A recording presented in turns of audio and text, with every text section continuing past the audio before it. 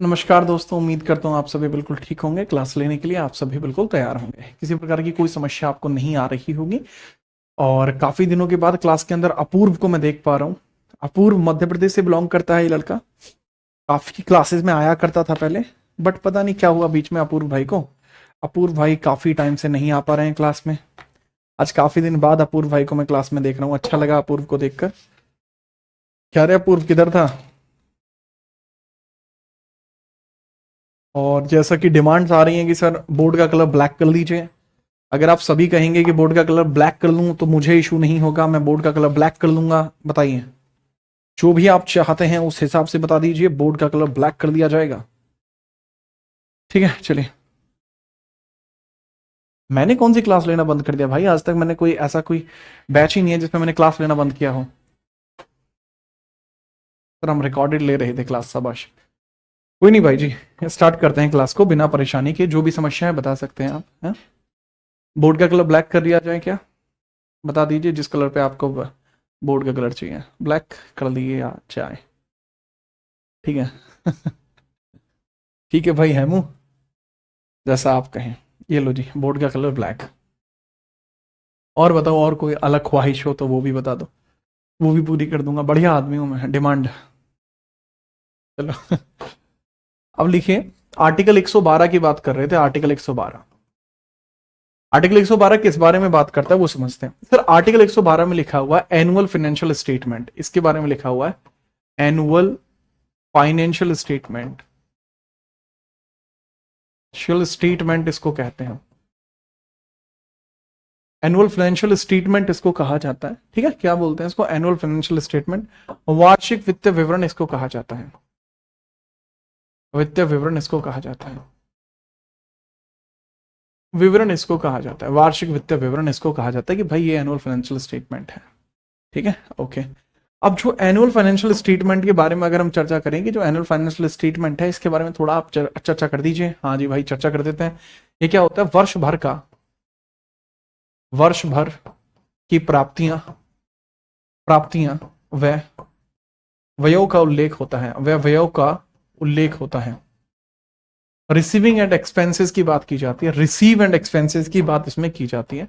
It discuss about the receiving end expenses, receive और expenses की बात करता है। डिस्कस अबाउट, डिस्कशन अबाउट, ठीक है, receiving end expenses, expenses, receiving और एक्सपेंसेस की बात यहां पर ये कर लेता है, तो हम इसके बारे में बात कर रहे हैं। ठीक है सर जी, दोबारा हम इसके बारे में बात कर लेते हैं कि सर एक बात बताइए, बजट टर्म क्यों नहीं है? देखो, बजट कोई वास्तविक टर्म नहीं था।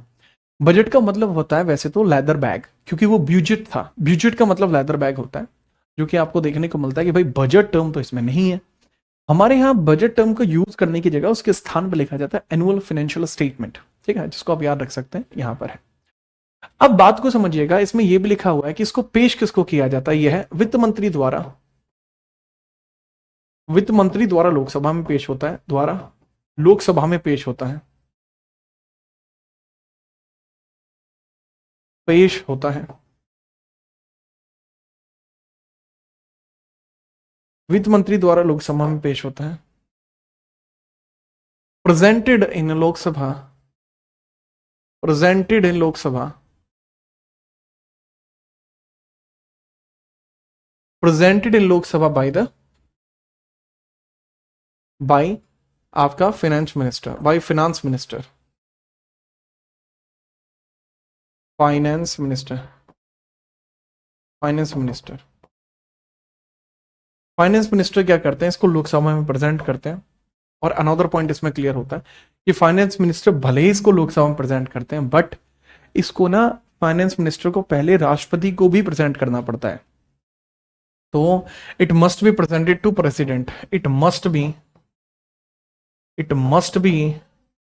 Presented to, it must be presented to, जो अपने क्या नाम है इनका, president. It must be presented to president, president, it must be presented to president, कि भाई प्रेसिडेंट को भी पेश किया जाना चाहिए। राष्ट्रपति को पेश किया जाता है इन्हीं के द्वारा, राष्ट्रपति को पहले पेश किया जाता है। पहले पेश करते हैं, राष्ट्रपति को पहले पेश करते हैं, जो यहां पर आपको देखने को मिल जाएगा। मुझे नहीं लगता कि इसमें आपको कोई समस्या है। आर्टिकल 112 के बाद हम बात करते हैं आर्टिकल 113 में। ठीक है, आर्टिकल 112 के बाद हम बात करते हैं आर्टिकल 113। दैट बहरहाल इतना जरूरी नहीं है, ठीक है, वो इतना जरूरी भी नहीं है। अब यहां पे एक बच्चा कह रहा है सर आर्टिकल 111 नहीं बताया। बाबू, प्रेसिडेंट की वीटो पावर आर्टिकल 111 है, जो मैं पढ़ा चुका हूं। ठीक है देवेंद्र बाबू, इसमें आगे आप लिखेंगे आर्टिकल जैसे आपको देखने को मिलता है 117, ये वित्त विधेयक की चर्चा करता है। इट टॉक्स अबाउट वित्त विधेयक, यह वित्त विधेयक प्रावधान से रिलेटेड है, वित्तीय विधेयक के बारे में बात करता है, वित्तीय विधेयक की बातें करता है। वित्त विधेयक का मतलब क्या होता है? फाइनेंशियल बिल इसको बोलते हैं हम। इसको क्या बोलते हैं? वित्त विधेयक को फाइनेंशियल बिल, फाइनेंशियल बिल इसको बोला जाता है, फाइनेंशियल बिल। इसको वित्त विधेयक या फाइनेंशियल बिल इसको बोला जाता है, तो इसके बारे में थोड़ा सा याद रखना। ठीक है, चलिए, ठीक है, तो इसके बारे में समझना। तो भाई इसको थोड़ा सा आप याद रख सकते हैं। वित्त विधेयक का मतलब क्या होता है? वित्त विधेयक का मतलब क्या होता है? ये कोई भी ऐसा विधेयक होता है जिसमें धन संबंधी प्रावधानों को उल्लेखित किया जाता है। दीपा, आपके कमेंट आ रहे हैं, धन संबंधी प्रावधानों का उल्लेखीकरण इसमें होता है। धन संबंधी प्रावधानों का उल्लेखीकरण इसमें किया जाता है। का उल्लेखीकरण, उल्लेख इसमें किया जाता है, उल्लेख किया जाता है।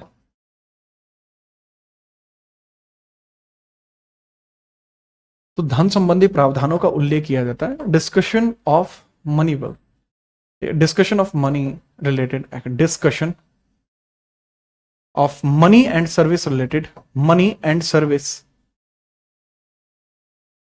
Service related acts. एक ऐसा प्रावधान होता है जिसमें धन या सेवा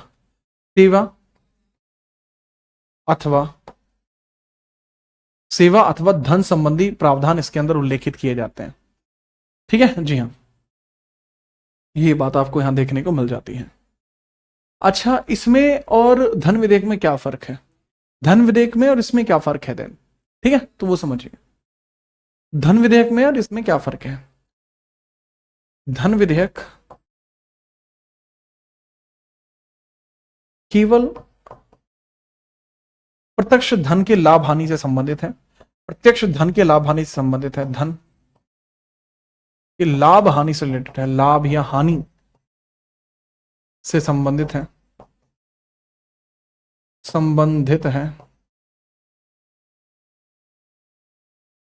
ठीक है। It is directly related to loss and profit of money, directly related to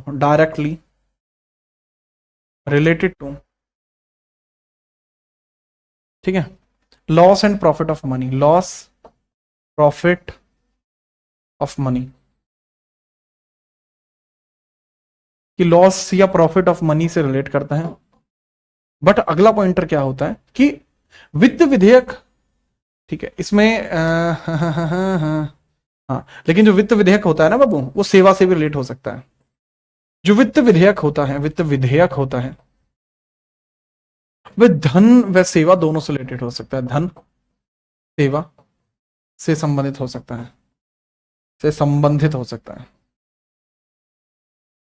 है, बेसिकली बाबू ये दोनों ही चीजों से रिलेट कर सकता है। इसके अगर हम बात करें तो ये धन से भी रिलेट कर सकता है एंड सेवा से भी, धन यानी मनी एंड सर्विस दोनों से रिलेट कर सकता है। रिलेटेड टू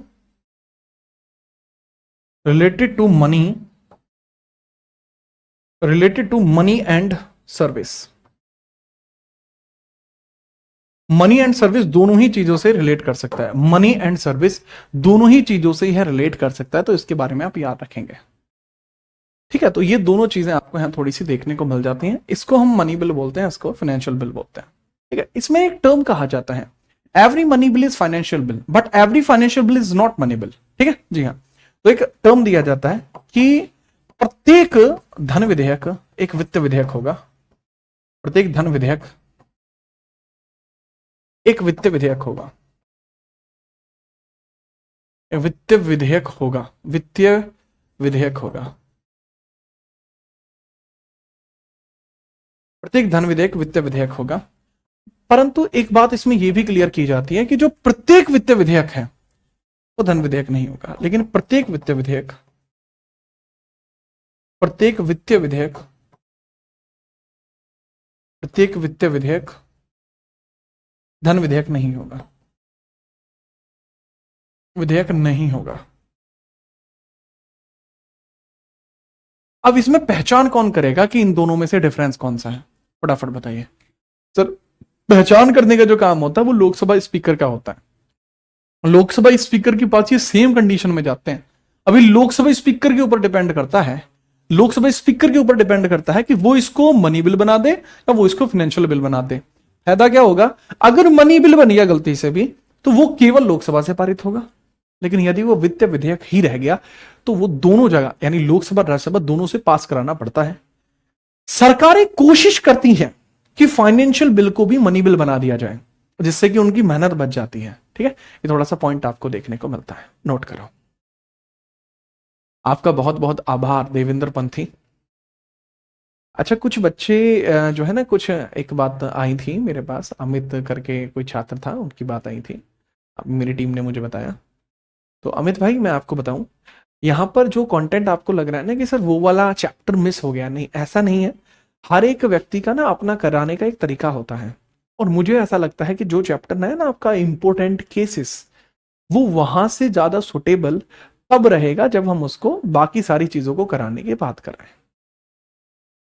सर संरचनात्मक तरीके से कराएं तो ज्यादा बेहतर रहेगा। सुनिए, संरचना जो आपको दिखी है, आपकी किताब में लिखी आपको दिखी होगी, किसी भी किताब में हो सकती है बहरहाल, तो वो ना पता है इसलिए लगाई जाती है वो खाली कि आपको ऐसा लगे कि अरे वाह क्या इंटरेस्टिंग है, जबकि वहां पे आपको कम केसेस बताए गए हैं।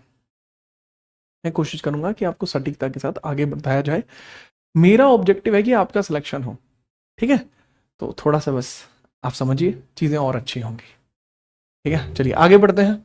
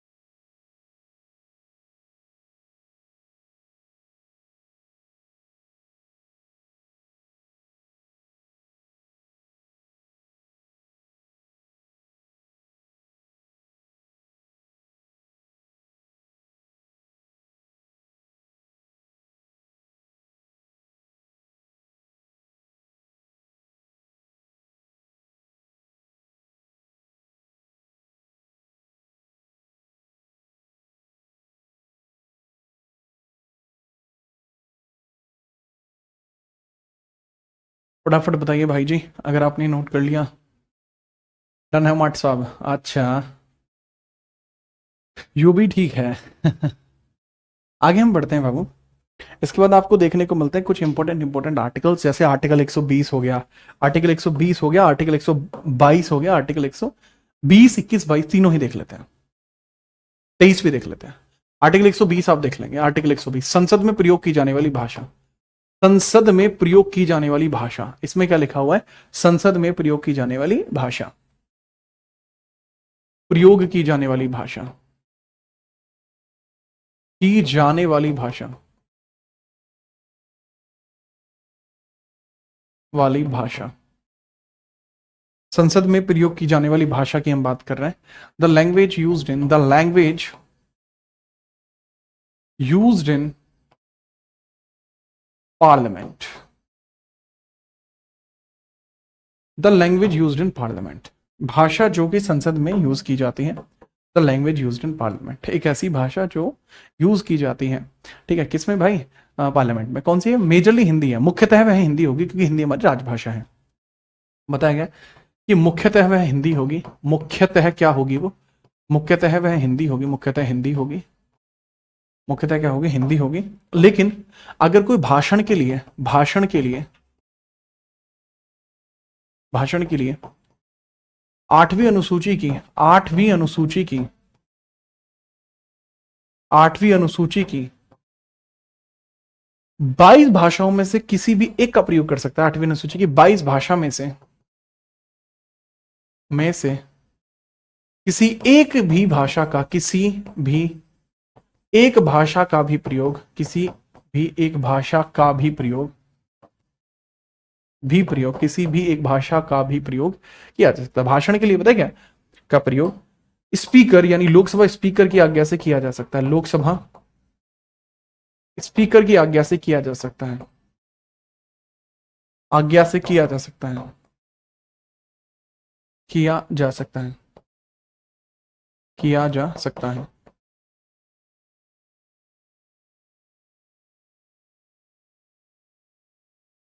किया जा सकता है, ठीक है। तो आप चाहें तो कोई भी, मतलब कोशिश करेंगे हिंदी यूज हो, बट अगर आप हिंदी यूज करना नहीं जानते तो जो भी भाषाएं ऐसी हैं जो आठवीं अनुसूची में बताई गई हैं 22 भाषा, उसमें से किसी भी एक भाषा को आप यूज कर सकते हैं। तो जैसा मैंने बताया, ठीक है, जैसा मैंने बताया, किसी भी भाषा का प्रयोग किया जा सकता है, any language can be used, ठीक है, दैट इज द पॉइंट। आठवीं अनुसूची की 22 भाषा में से किसी भी एक भाषा का भी प्रयोग लोकसभा स्पीकर की आज्ञा से किया जा सकता है, ठीक है, any language from from any language from 8th schedule can be used with speaker permission, with speaker permission, with speaker permission, ठीक है। वो आर्टिकल 120 आपका यहां पर कवर अप हो जाएगा। Now we talk about the next article 120 के बाद हम आगे बढ़ेंगे आर्टिकल 120 के बाद हम आगे बढ़ेंगे आर्टिकल 121 पर, ठीक है, चलिए, ठीक है, चलो आर्टिकल 121 पर हम बात करेंगे। आर्टिकल 121 किस बारे में चर्चा करता है वो समझते हैं। आर्टिकल 121, आर्टिकल 121 की हम बात करते हैं, फटाफट बताइए, ठीक है, चलो। आर्टिकल 121 में क्या बताया गया है? आर्टिकल 121 में बताया गया है कि जो जुडिशियरी होगी, जो जुडिशियरी होगी वो एग्जीक्यूटिव के काम में दखलंदाजी नहीं करेगी, ठीक है। प्रोहिबिशन ऑन जुडिशियरी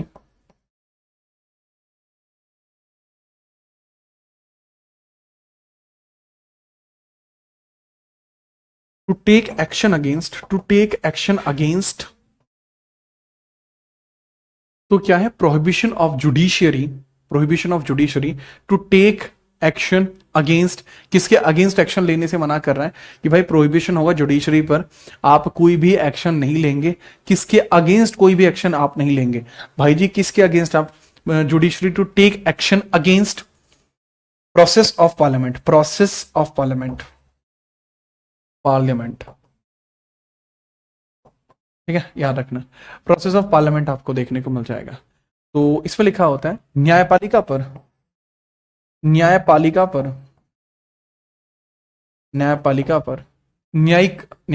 पर संसदीय प्रक्रियाओं में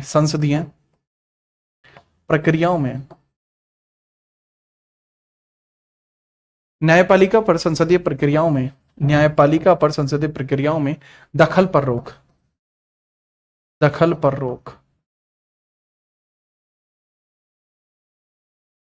संसदीय प्रक्रियाओं में दखल पर रोक आपको देखने को मिल जाएगी, ठीक है, इसके बाद हम बात करेंगे आर्टिकल 22 के बारे में। आर्टिकल 22 के बारे में हम बात करेंगे। 22 मतलब 122।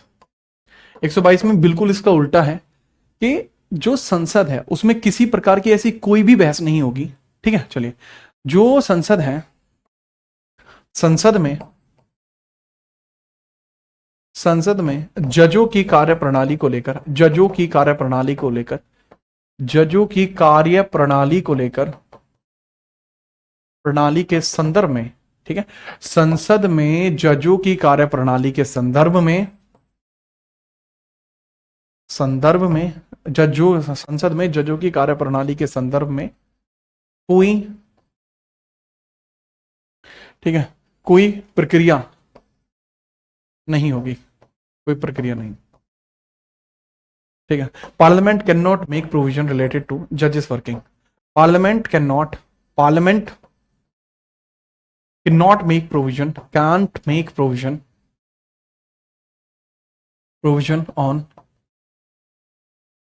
parliament cannot make provision on judges working, जजेस की वर्किंग पर कोई भी प्रावधान उनके द्वारा क्रिएट नहीं किया जा सकता। ठीक है, चलिए, हाँ बाबू, ये रेलवे में भी काम आएगा। गोलू, अपूर्वा क्या हुआ तुम्हें? अपूर्व भाई मेरे,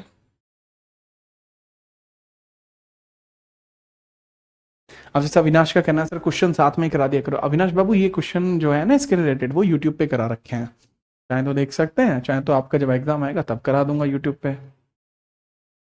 आपने पैसे खर्च किए हैं ताकि आप अच्छा पढ़ पाए, थियरी पढ़ पाए, है ना? तो उन पैसों का यूज तो होने दो। तो संसद को अधिकार जारी करने का आदेश बाबू वो आर्टिकल 123 में है। ठीक है, चलिए आगे बढ़िए।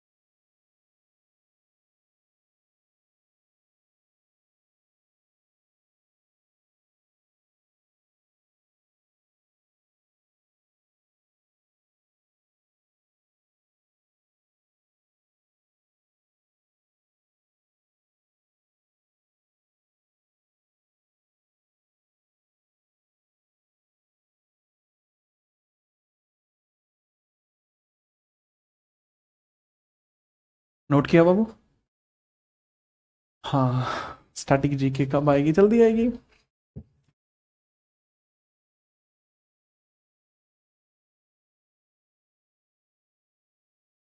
करें भाई आगे, चलो गुप्ता जी आगे अगली हेडिंग लिखेंगे। इस पूरे पोर्शन का एक बिल्कुल सेपरेट आर्टिकल होता है जो अपने आप में एक लेजिस्लेटिव है, इसको हम कहते हैं आर्टिकल 123। आर्टिकल 123 की मैं चर्चा करता हूं। आर्टिकल 123 क्या है? आर्टिकल 123 होता है राष्ट्रपति के द्वारा अध्यादेश, राष्ट्रपति द्वारा अध्यादेश। अध्यादेश आपको देखने को मिलता है ordinance by the president, ordinance by the president, ordinance by the president, ordinance by the president. राष्ट्रपति के द्वारा जो अध्यादेश है उसकी हम चर्चा कर रहे हैं कि भाई राष्ट्रपति के द्वारा ऑर्डिनेंस कैसे जारी किया जा सकता है। ठीक है, चलिए बात करते हैं। पहली बात तो ये तभी जारी किया जा सकता है संसदीय सत्र ना चलने की स्थिति में जारी होता है, संसदीय सत्र न चलने की स्थिति में जारी होता है, चलने की स्थिति में जारी होता है, स्थिति में जारी होता है। issued when there is no parliamentary session, issued when there is no parliamentary session, issued when there is no parliamentary session, there is no parliamentary session.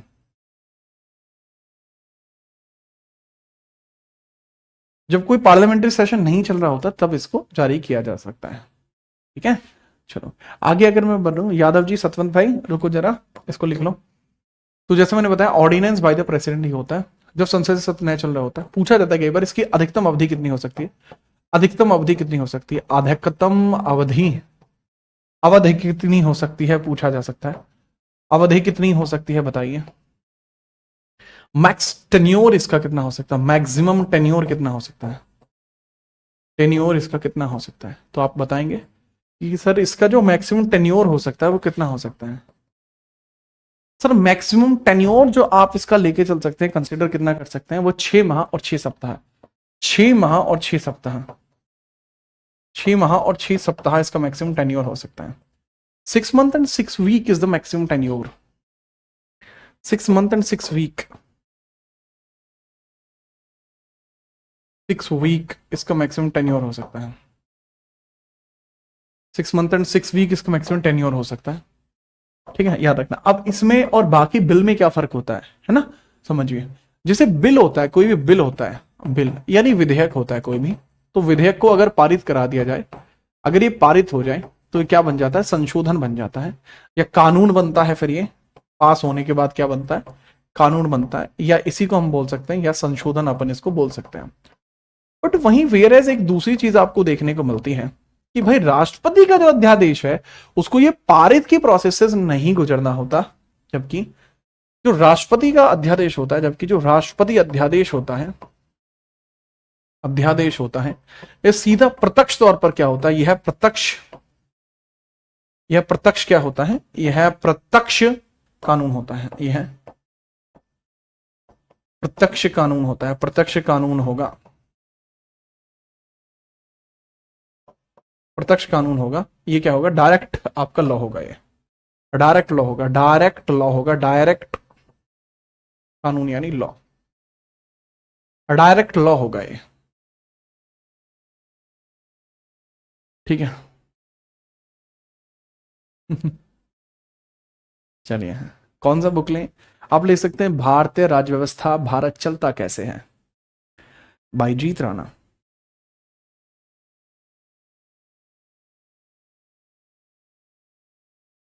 प्रशांत वो स्टार्ट हो चुका है, चेक कर लेना।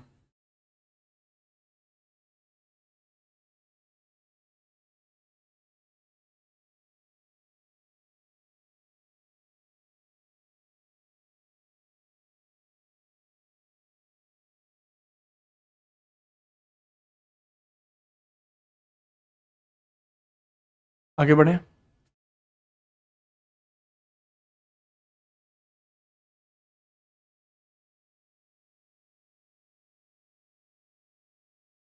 दीपक ज्योग्राफी की बुक आने में टाइम लगेगा अभी।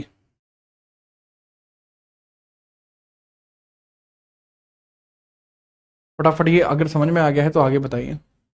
अगर 123 आपको समझ में आ गया है तो हम आगे बढ़ते हैं, मूविंग फर्दर।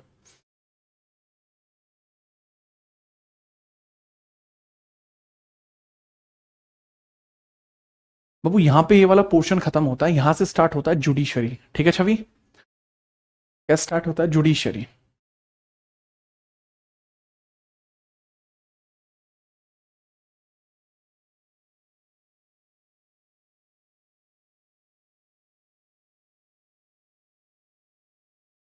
बताइए। हाँ वो बाबू स्टार्ट होंगे अभी, शांत कुमार मिश्रा जी वो स्टार्ट होंगे। आप मुझे दीजिए 10 से 12 दिन में स्टार्ट हो जाएंगे। ठीक है तो अमर, उसको मैं देखता हूं। नहीं, आगे बढ़ते हैं। अब हम बात करते हैं जुडिशरी, केंद्र में आपकी न्याय व्यवस्था, केंद्र में न्याय व्यवस्था,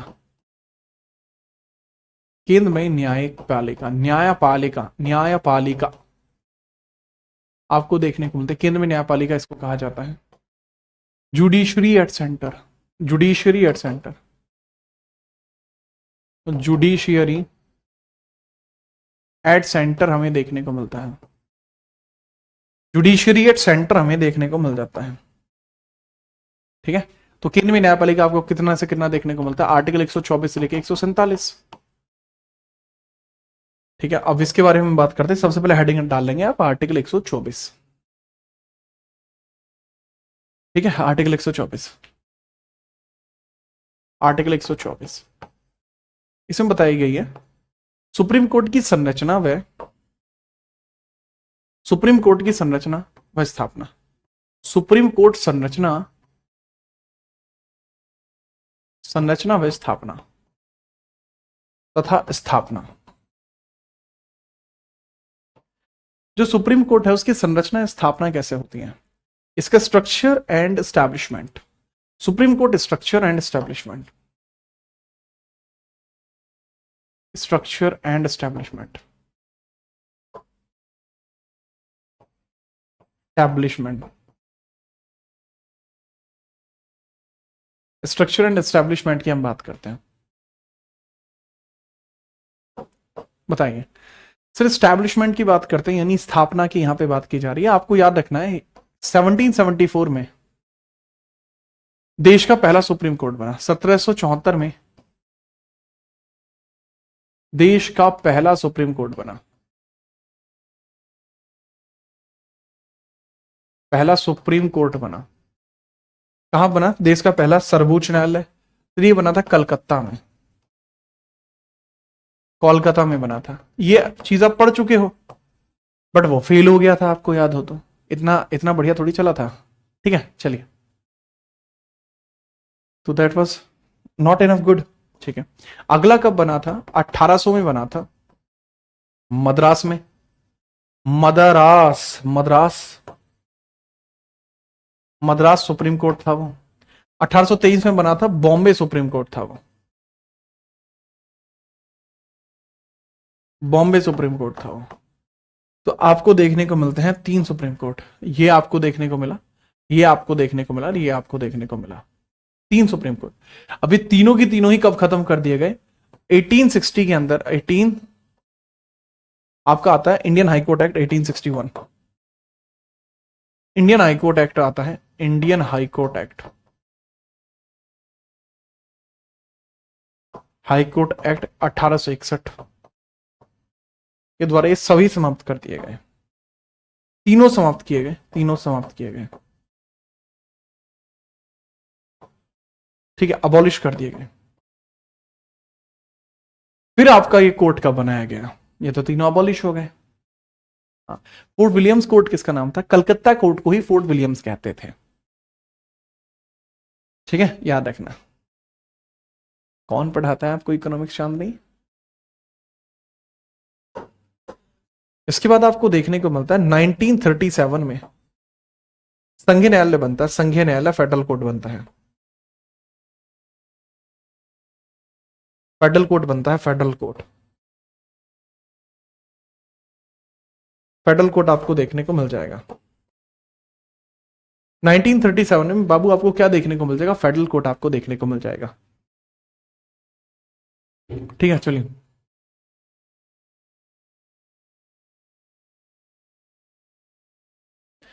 ठीक है, फेडरल कोर्ट आपको देखने को मिल जाएगा 1937 में। आगे चल के यही फेडरल कोर्ट जो होगा 26 जनवरी 1950 में यही सुप्रीम कोर्ट बनेगा। यही क्या बन जाएगा बाबू, यही बन जाएगा सुप्रीम कोर्ट।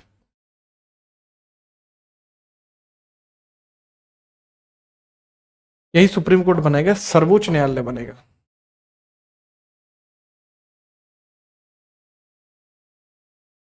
न्यायालय, सर्वोच्च न्यायालय आपको देखने को मिल जाएगा।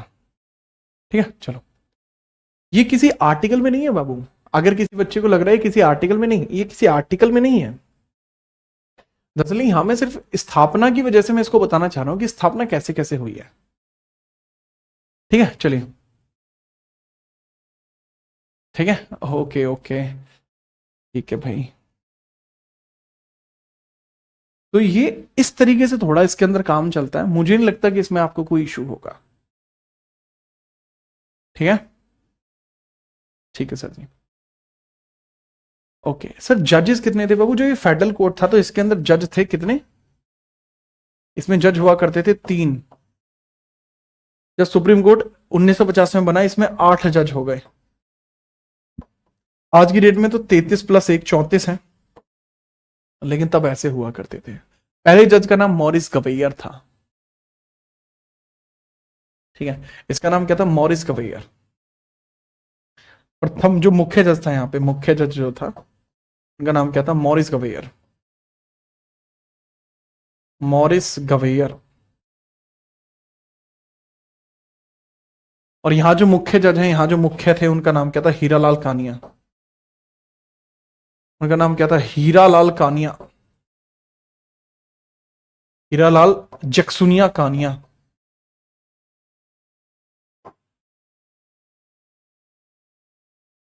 HJ कानिया। तो बाबू ये तो थी इसकी स्थापना का उल्लेखीकरण। ठीक है, चलिए। ठीक है, चलिए।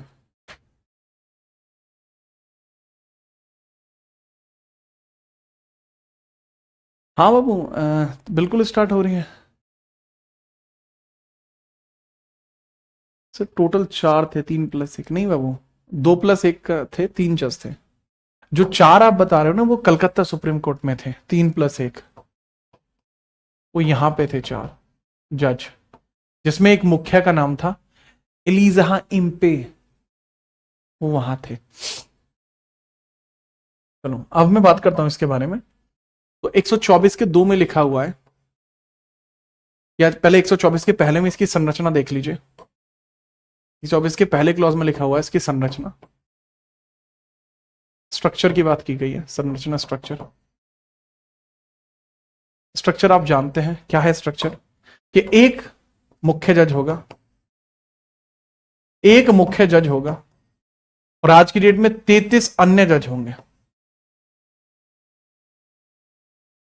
एक मुख्य जज होगा, 33 अन्य जज होंगे। तो एक जो मुख्य जज होगा उसको कहा जाएगा चीफ जस्टिस ऑफ इंडिया, बाकी के अदर जजेस ही होंगे। एक को तो हम कहेंगे चीफ जस्टिस ऑफ इंडिया, बाकी के अदर जजेस ही होंगे। ठीक है जी, हाँ ठीक है। इसके बाद आपको देखने को मिलता है दूसरा, आपको देखने को मिलता है 124 का दूसरा। ये बात करता है जजों की नियुक्ति। जजों की नियुक्ति की बात करता है, अपॉइंटमेंट ऑफ जज।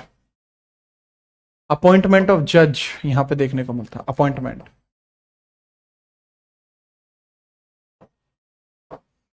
राष्ट्रपति के द्वारा की जाती है, राष्ट्रपति द्वारा होती है, राष्ट्रपति द्वारा होती है, बाय प्रेसिडेंट। सलाह कौन देता है? बट सलाह दी जाती है कॉलेजियम द्वारा। सलाह कौन देता है? कॉलेजियम द्वारा, कॉलेजियम द्वारा, कॉलेजियम। और जो कॉलेजियम है ना भाई जी, ये कॉलेजियम बना कब था पूछ लिया जाता है कि कॉलेजियम कब बना था भाई, तो आप बताएंगे सर कॉलेजियम बना था 1993 में। 1993 में कॉलेजियम बना था। 1993 में कॉलेजियम बना था। कब बना था कॉलेजियम? 1993 में।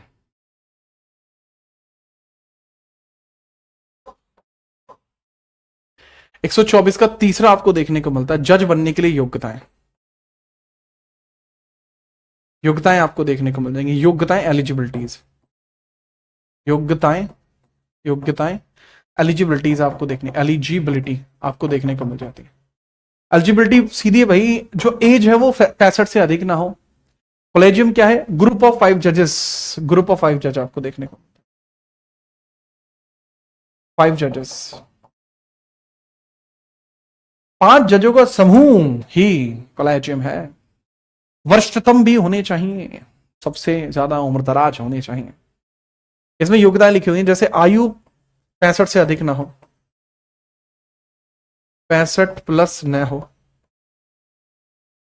As must not exceed 65, age must not exceed 65, age must not exceed 65। कि भाई एज जो है वो 65 से अधिक नहीं होनी चाहिए। दूसरा, भारतीय होना चाहिए, मस्ट बी इंडियन। और जो तीसरी कंडीशन है उसमें क्या है, या तो हाई कोर्ट में 5 वर्ष जज रहा हो या 10 वर्ष वकील, और राष्ट्रपति की नजरों में कानून का ज्ञाता होना चाहिए। राष्ट्रपति की नजरों में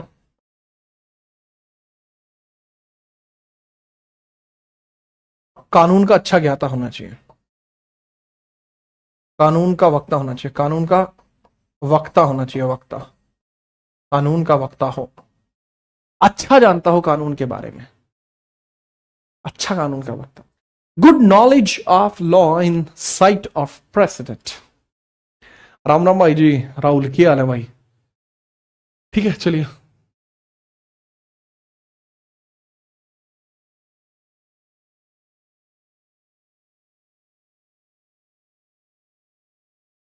हाँ, इसमें मिनिमम एज क्राइटेरिया नहीं होता यार, इसमें मैक्सिमम का क्राइटेरिया होता है।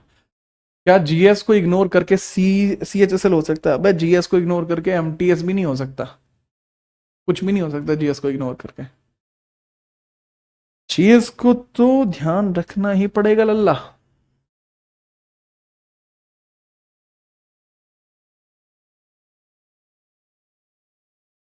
सर लॉ पढ़ने लोग दूसरे देश जाते हैं, भले मतलब जा सकते हैं, ऐसा नहीं है कि वहीं जाके होगा, यहां से भी पढ़ सकते हैं।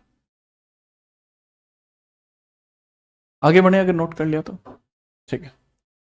अब आर्टिकल 124 के चौथे की बात करते हैं, ठीक है। 124 क्लॉज 4 की बात करते हैं, 124 क्लॉज 4 की बात करते हैं। चर्चा किस चीज की है? 124 के 4 में इनकी पदमुक्ति कैसे हो सकती है, उनको पद से कैसे हटाया जा सकता है, ठीक है। डॉक्टर बताइए, देन आगे बढ़ते हैं।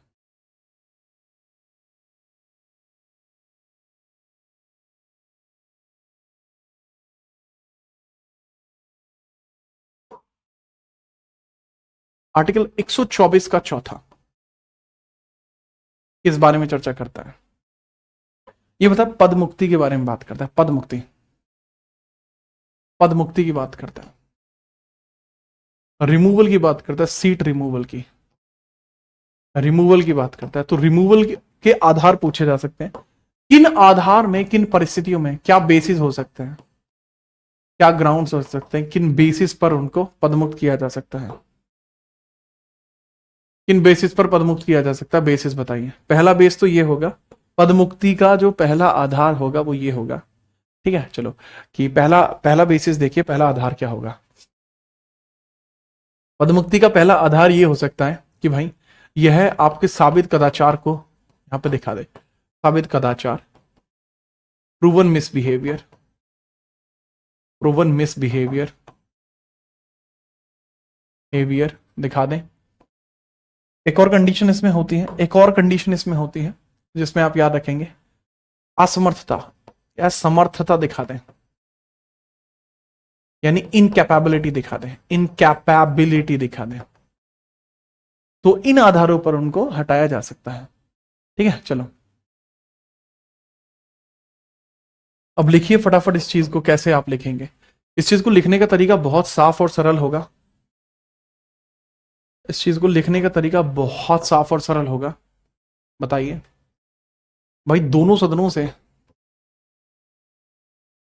सदनों से विशेष बहुमत से पारित विधेयक, विशेष बहुमत से पारित विधेयक, से पारित विधेयक,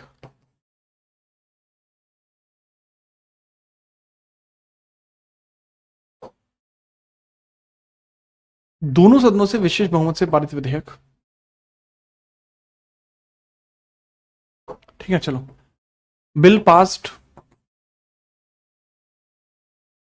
in special majority from both house, in special majority from both house, majority from both house, both house, दोनों ही सदनों से विशेष बहुमत पारित करके इसको देखा जा सकता है। जी हाँ, रामास्वामी पर पहली बार यह लगाया गया परंतु पारित नहीं हो पाया। ठीक है, याद रखना। रामस्वामी आपको पर्सन देखने को मिलते हैं। ठीक है, याद रखना। विशेष बहुमत मैंने बताया, विशेष बहुमत क्या होता है? 2/3, 2/3 बहुमत होता है विशेष बहुमत, 2/3 मेजोरिटी विशेष बहुमत होता है। 124 के 5 में बताया गया है कि साबित कदाचार और असमर्थता किस किस आधार पर हो सकती है, वो जरूरी नहीं है। 124 का 6 देख लीजिए, वो जरूरी है। शपथ की बात की गई, शपथ, जजों की शपथ राष्ट्रपति दिलाता है, जजों की शपथ राष्ट्रपति दिलाता है, राष्ट्रपति द्वारा, राष्ट्रपति द्वारा। जजों की शपथ क्या होती है? राष्ट्रपति द्वारा। ओथ अगेंस्ट प्रेसिडेंट, राष्ट्रपति के समक्ष शपथ लेते हैं ये। 124 का 7 देख लीजिए, 7 का हम समझ लेते हैं। 7 का क्या चक्र है? लिखा हुआ है कि रिटायरमेंट के बाद, सेवानिवृत्त के बाद कहीं और कार्य नहीं करेंगे। सेवानिवृत्त के बाद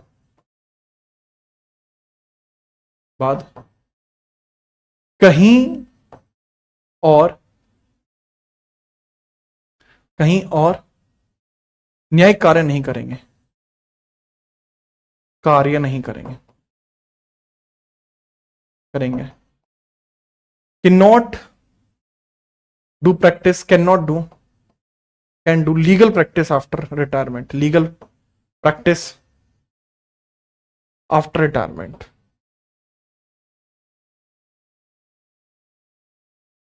कि भाई रिटायरमेंट के बाद कोई भी ऐसा कार्य वो नहीं करेंगे। ठीक है, चलिए। सर लोकसभा के 100 लोग और राज्यसभा के 50 लोग, वो कहां पे चलता है? वो हाई कोर्ट में चलता है सिस्टम।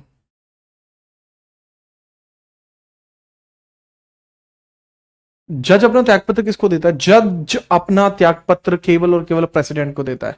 जज अपना अगर रिजाइन देना चाहेगा, यही लिखा हुआ जज का रिजाइन, जज का जो रिजाइन होता है, रिजाइन, रेजिग्नेशन, वो किसको जाता है? हमेशा ही हमेशा जज को जाता है। जज का जो रेजिग्नेशन होता है वो प्रेसिडेंट को जाता है, अपने प्रेसिडेंट को, राष्ट्रपति को जाता है रेजिग्नेशन। ठीक है, तो चलो बाबू आज के लिए इतना ही रहेगा। ये कल मिलते हैं। क्या कल कोई छुट्टी होगी? कल सैटरडे है, कल तो आपका ऑफ रहेगा। अब मंडे में मुलाकात करेंगे, बट कोशिश करूंगा कि आपके लिए कुछ रिकॉर्डेड सेशंस डलवा दूं, या अगर आपको ठीक नहीं लगेगा तो लाइव तो मैं लूंगा ही। ठीक है, चलिए आज के लिए इतना ही। जय हिंद, वंदे मातरम।